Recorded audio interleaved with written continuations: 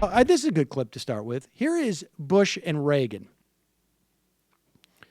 Back in the 1980 Republican primary, George Herbert Walker Bush ran against Ronald Reagan, not the esteemed caller of this show who has his own podcast. Redirect on immigration law. And has a better immigration You said record. you weren't going to promote it. No, I didn't. I'm not promoting it. I'm mentioning it. I will say this, that tonight at 8 p.m. Eastern. Oh, now that's cold. In competition. And he's really throwing down the gauntlet here. He really is. That is so cold. TMBS, the Michael Brooks Show, goes live at 7 p.m. Eastern on our YouTube channel and on our audio feed. And apparently, Ronald Reagan is throwing down a gauntlet saying it should only be an hour long because at 8 p.m. Eastern, he's going to be doing a Facebook Live Ask Him Anything to discuss DACA and immigration. All right. Can always listen to Michael's show at any time you like. So that's also true. That is right. And that's true. That's true. So you can watch it twice.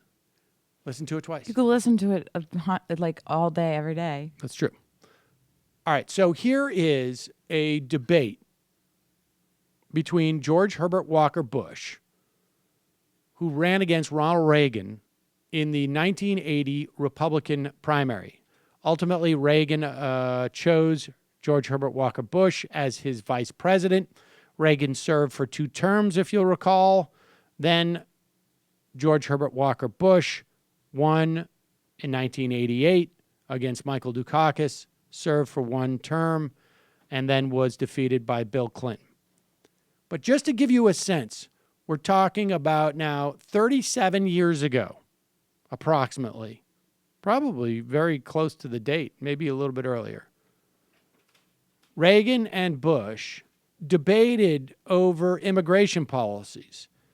And just listen to the tone and the substance of this debate on immigration between 2 Republican candidates for the presidency in 1980.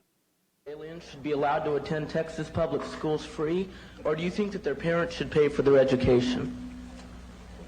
Who are you addressing? All right, pause it for 1 second. Now, I should just say the question was, because it got a little bit clipped, do you think that undocumented immigrants should be able to go to public schools in Texas? And here is George Herbert Walker Bush. Who are you addressing that to? I think you're first in this. He was looking right at you. I said he was. Look, I'd like to see something done about the illegal alien problem that would be so sensitive and so understanding about labor needs and human needs that problem wouldn't come up. But today, if those people are here, I would reluctantly say I think they would get whatever it is that they're, what the society is giving to their neighbors. But the problem has to be solved. The problem has to be solved because as we have kind of made illegal some kinds of labor that I'd like to see legal, we're doing 2 things. We're creating a whole society of really honorable, decent, family-loving people that are in violation of the law, and secondly, we're exacerbating relations with Mexico. The answer to your question is much more fundamental than whether they attend Houston schools, it seems to me. I don't want to see if they're living here, I don't want to see a whole thing of 6- and 8-year-old kids being made, one totally uneducated and made to feel that they're living with outside the law. Let's address ourselves to the fundamentals. These are good people, strong people. Part of my family is a Mexican. Can I add to that?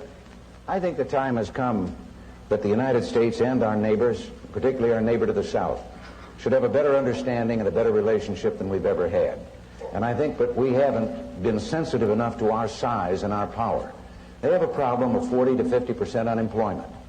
Now, this cannot continue without the possibility arising with regard to that other country that we talked about, of Cuba and what it is stirring up, of the possibility of trouble below the border, and we could have a very hostile and strange neighbor on our border.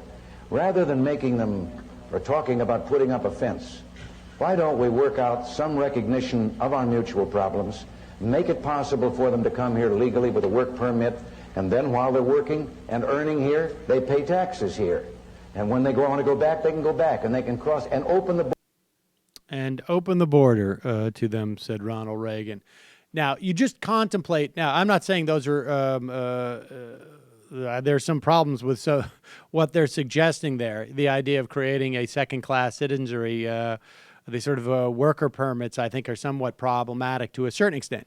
But nevertheless, it's unbelievable.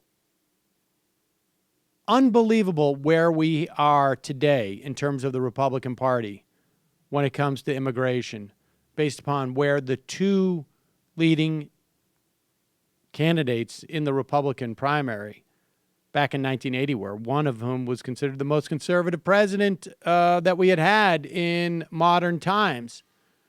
And remind you that Reagan, as president, basically gave amnesty to 3 to 5 million, I think it was, undocumented immigrants at that time. It was NAFTA that then became problematic and drove a lot of Mexican farmers north. So that's just to set the table as to where we are today as we go into this discussion of DACA, which is one of the most shockingly cruel policies that I think we're going to see, that we can see, that is so publicly open, right? Obviously, we do a lot of horrific things as a country. I don't know how to quantify that, a lot, but certainly a number around the world, but we don't quite see it as clearly as we're going to see the implications of this. Hi, folks. Sam Seder here. We still need your help on our Patreon page. YouTube ads have come back, but not nearly as much as we had before. So if you can help us out, any little bit helps. Head over to our Patreon page right at this URL, and you'll help us keep helping you by making videos